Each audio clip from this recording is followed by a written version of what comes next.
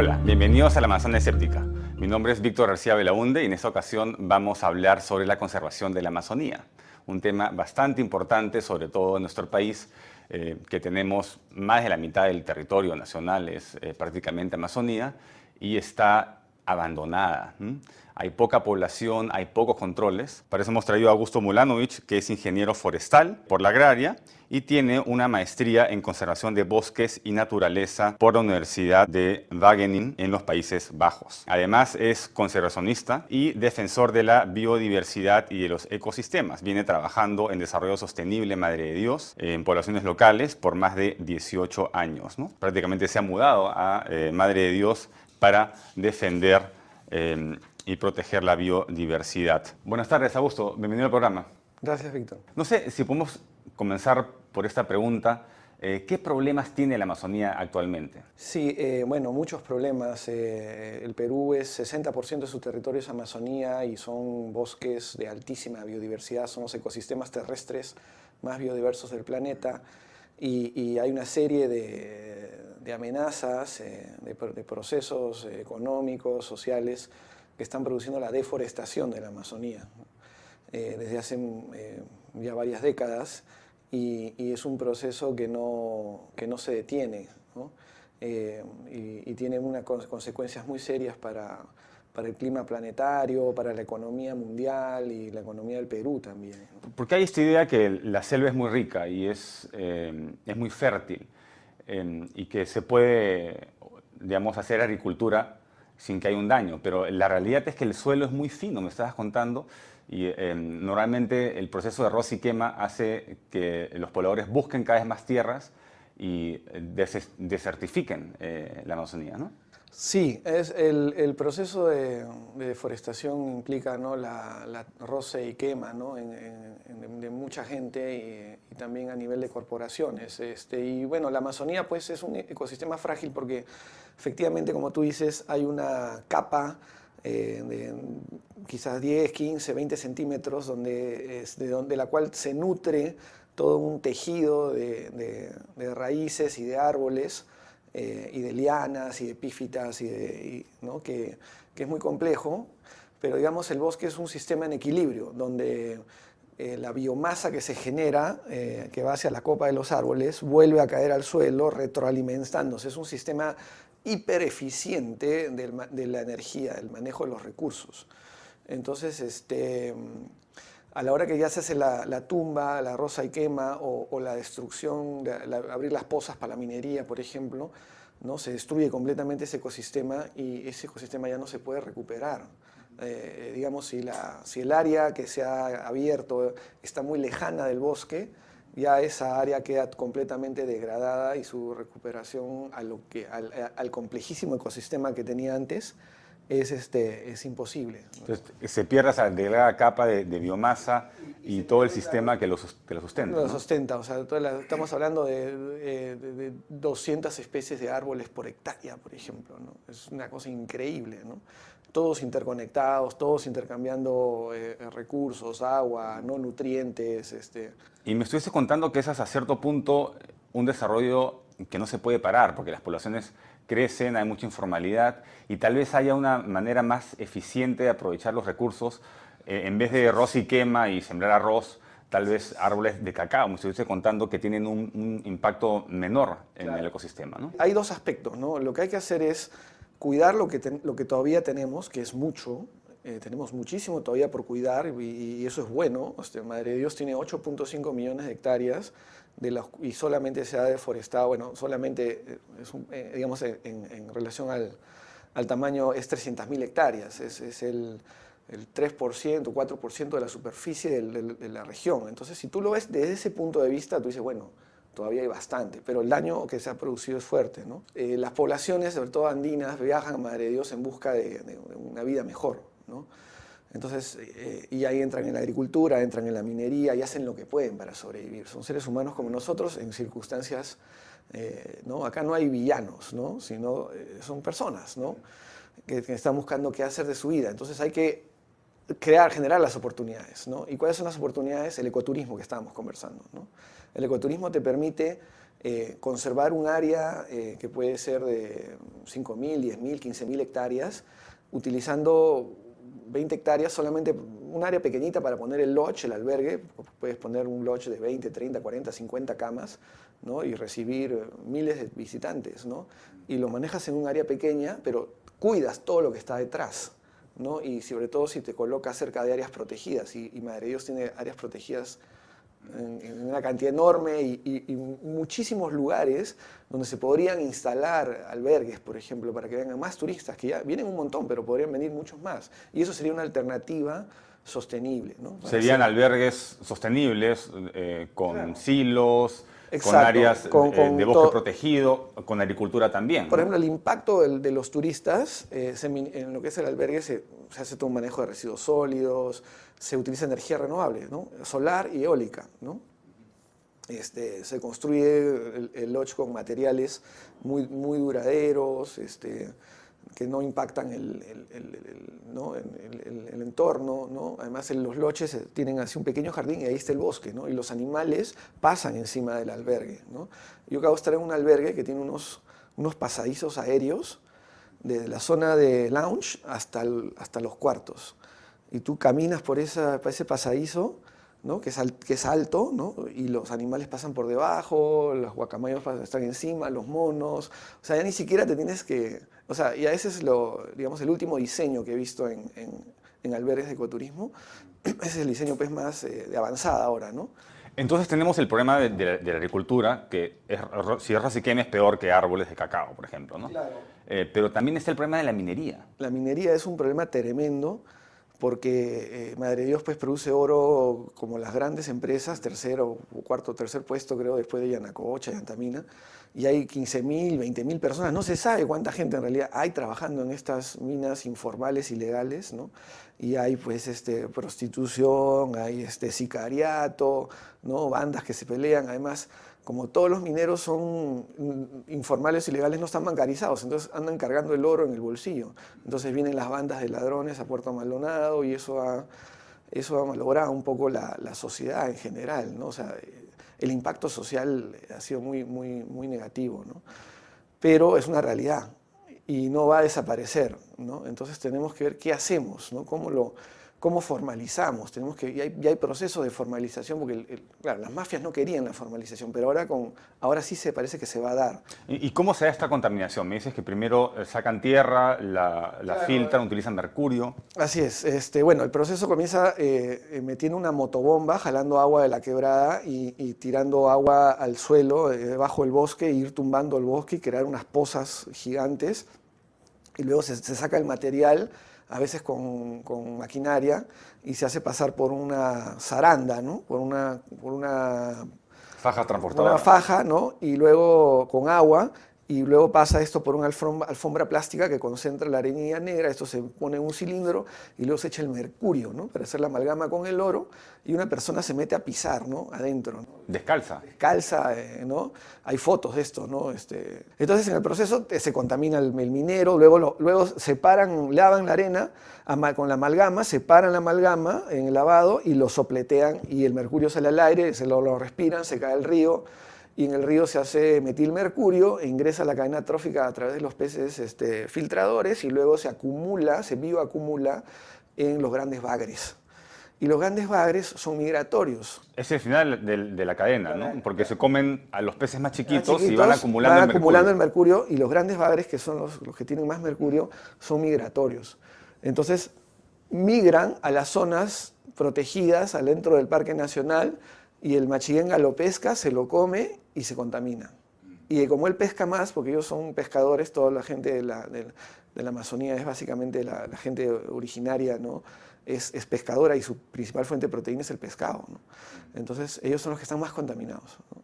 O sea, es la peor injusticia, ¿no?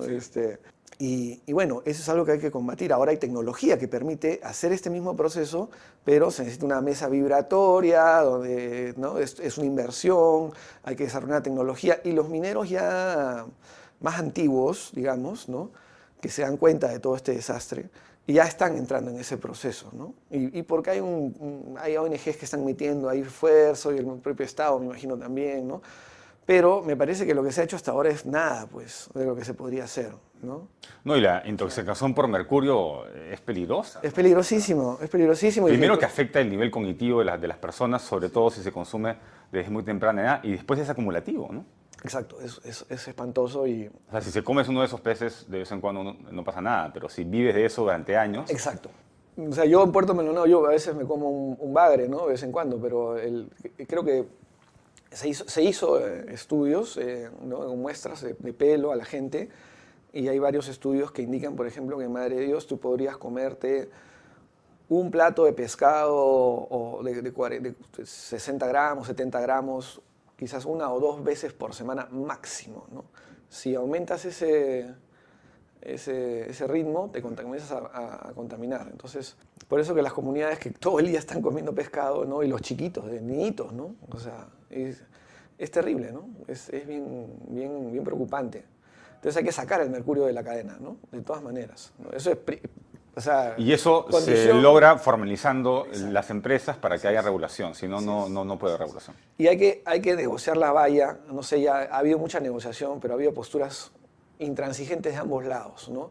Y tiene que llegarse a un acuerdo, ¿no? Para que después, y poco a poco ir mejorando los estándares y mejorando los estándares hasta conseguir algo que reduzca el impacto y que pague impuestos. Y los impuestos sean utilizados en la región para desarrollar el ecoturismo, para desarrollar, mejorar, por ejemplo, la castaña, que es otro recurso maravilloso de la Amazonía de Madre de Dios, ¿no? Que el árbol de castaña, Madre de Dios produce 3 millones de kilos pelado, casi todo se exporta.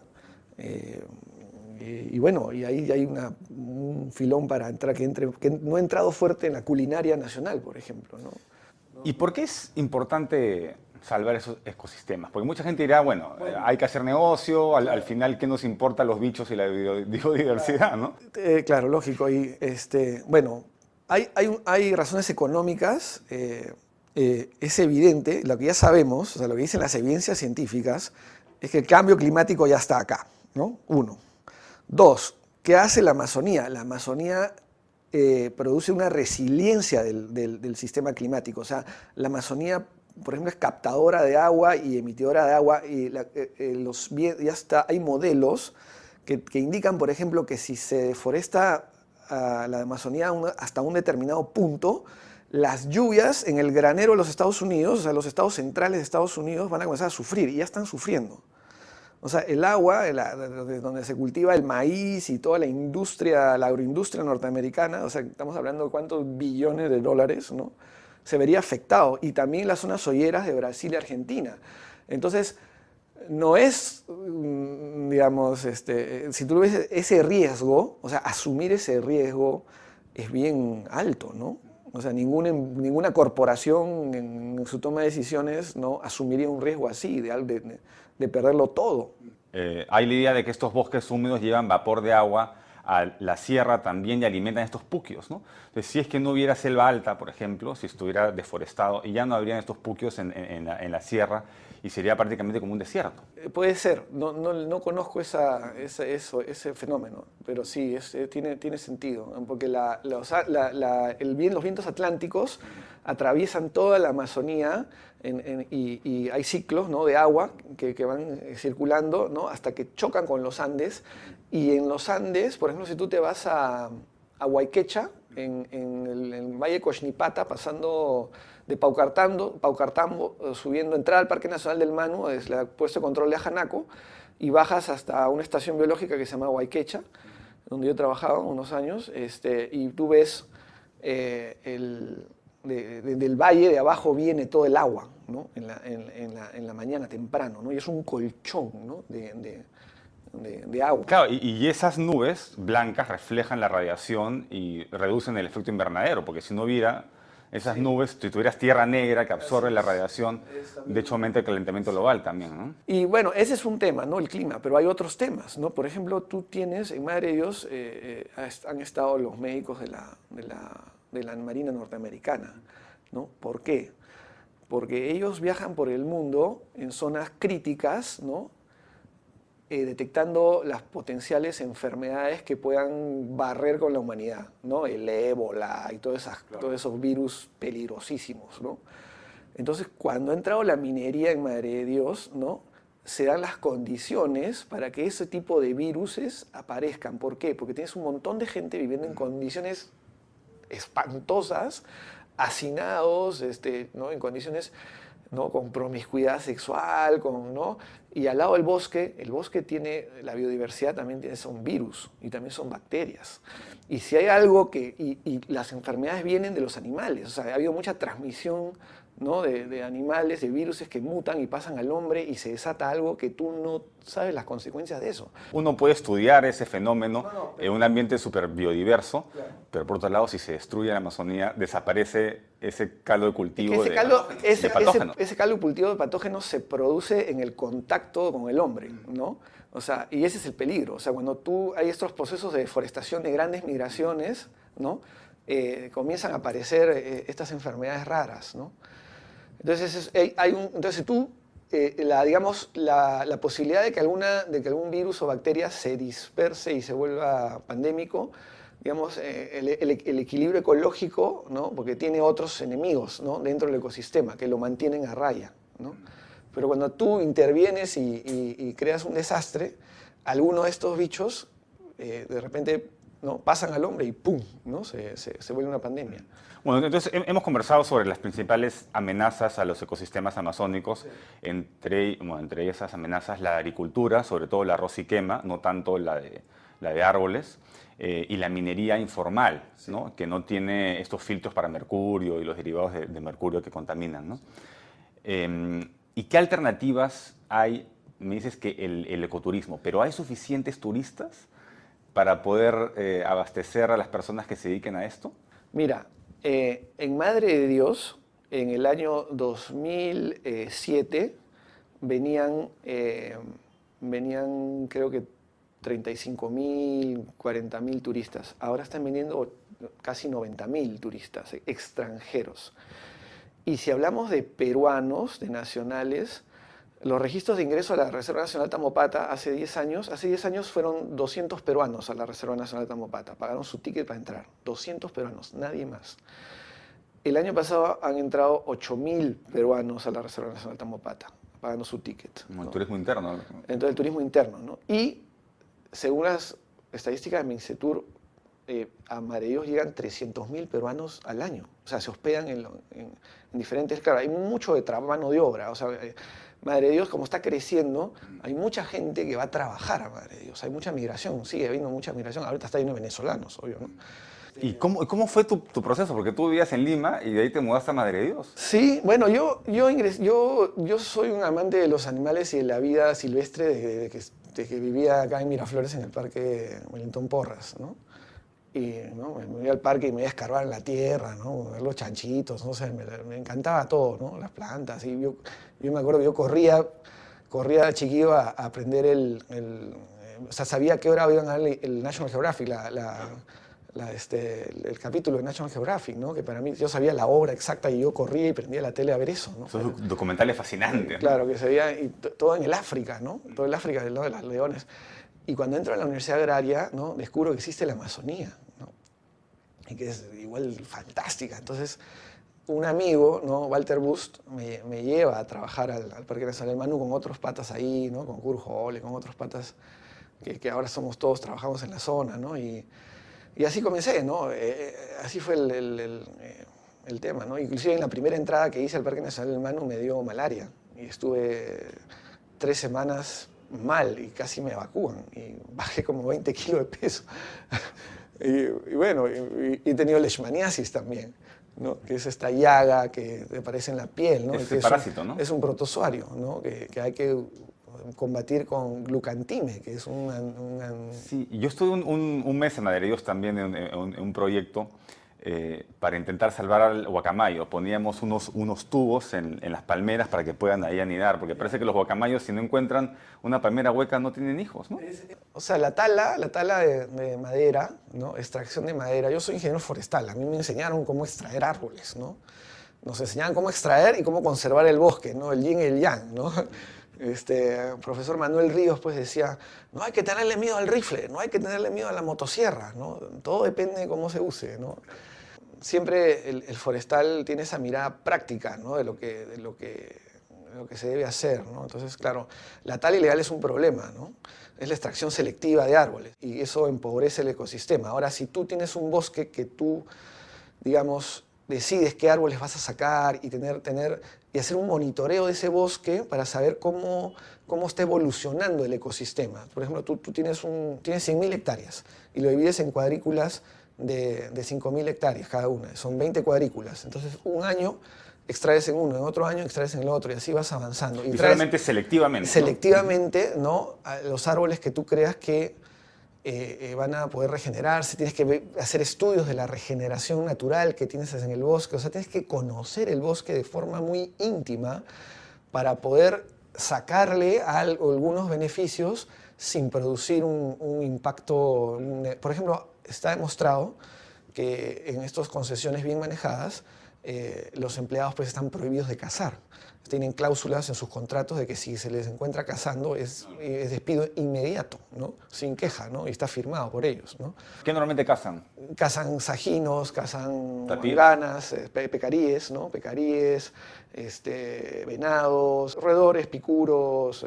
Pero algunos podría inclusive aventarse con un jaguar, digamos, por el tema de la piel, que es ilegal, ¿no? ¿Alguna vez has visto un jaguar? 2 veces en Un mi vida. otorongo, ¿no? Sí, otorongo, jaguar, sí. 2 veces en mi vida. Sí, está bien, porque claro, normalmente te dicen que es muy difícil de verlos, ¿no? Es muy difícil de verlos. Pero si vives ahí por varios años, en un momento ves alguno. Sí, sobre todo si sales al bosque, ¿no? Si vives en Puerto Maldonado y no sales al bosque, sales a sitios remotos, ¿no? Porque, estaba en la colpa de Guacamayos, que es el lugar donde se alimentan los loros, ¿no? Los loros se alimentan de esta arcilla del barro que hay en el río, y estábamos observándolos desde un escondite. Teníamos binoculares y telescopio, y estábamos con un investigador que se llama George Powell, que es un gran investigador de felinos, y él comenzó a mirar al frente del río y dijo, creo que estoy viendo un jaguar. Sí, hay un jaguar frente del río. Entonces, ¿dónde?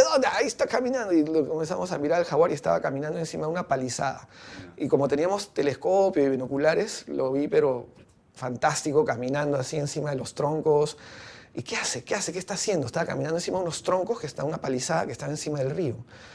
Y estuvo varios minutos caminando ahí, como buscando algo. Y nosotros lo pudimos ver y luego se fue, ¿no? Se metió entre los pastos altos y desapareció. Y a los 5 segundos, debajo de la palizada sale un ronzoco, ¿no? Que estaba sumergido debajo de la palizada.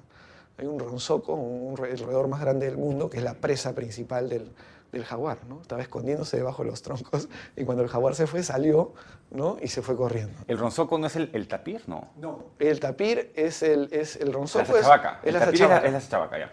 El tapir es la sachavaca, es el mamífero terrestre más grande de la Amazonía, ¿no? Ya, son los que tienen 3 dedos. Sí, y están en la trompita, ¿no? Son muy, muy tímidos. Y les encanta el agua, son como pequeños elefantes, ¿no? Les encanta el agua y por eso tienen esa trompita para jalar las ramas, y herbívoros, ¿no?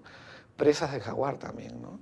Bueno, ¿y cómo puede ayudar el común de los peruanos a conservar la Amazonía? Aparte de ir a visitarte para ver las mariposas. Claro, visitar la Amazonía en principio es muy bueno, ¿no? Y sobre todo escogiendo, digamos, ir a un buen albergue, a un buen emprendimiento ecoturístico que te garantice que su impacto es positivo, por ejemplo. O sea, seleccionar el albergue para que sea Exacto, sostenible. fijarse quién te da el servicio, ¿no? No irse pues de repente con gente muy informal, ¿no? A veces uno busca lo barato, ¿no? Pero yo creo que hay que viajar responsablemente, ¿no? Entonces, así como hay turismo sexual y hay ecoturismo, también hay turismo espiritual, ¿no? Mucha gente va a la selva por una experiencia de ayahuasca. Sí, y eso se ha vuelto cada vez más popular, ¿no? Más popular y desgraciadamente también más banalizado. O sea, la gente lo hace bueno, la primera vez es simplemente para conocer, ¿no? Y mucha gente lo hace una sola vez, ¿no? Viene, toma una vez y se da cuenta que no es lo suyo, ¿no? Yeah. Pero para entrar en un proceso de introspectivo, porque la ayahuasca no es una droga recreacional, no es un conjunto de sustancias para recrearte, tiene un poder introspectivo muy fuerte y realmente si no estás preparado te puedes angustiar mucho y pasarla muy mal. Es un poco intenso para que sea recreacional. Es súper intenso, es una experiencia límite. La ayahuasca te lleva, por ejemplo, a la muerte, por ejemplo, a confrontarte con la muerte, ¿no? A ver tu muerte, ¿no? Por ejemplo, ¿no? Por eso le dicen la soda de los muertos. Bueno, dicen que una sesión de ayahuasca es como estar 10 años en psicoanálisis, ¿no? Sí, que ves claro. los temores Yo he hecho terapia. y los amores directamente. Yo he hecho terapia años, yo he hecho terapia años, ¿no? Y claro, la ayahuasca es un montón de sesiones más, más rápido. Me imagino. Bueno, Augusto, muchas gracias por venir al programa. Estuvo genial hablar contigo. Hemos estado hablando sobre los retos que tiene la Amazonía peruana actualmente, sobre qué amenazas presenta, básicamente la minería, la agricultura del roce y quema, y que estas cosas se pueden mejorar, se pueden solucionar con la formalización y la promoción del ecoturismo, ¿no? Que está en boga, aparentemente. Mi nombre es Víctor García Belaúnde, esta fue una edición más de La Manzana Escéptica. Los invito a seguirnos en las redes y nos vemos en la siguiente. Chao.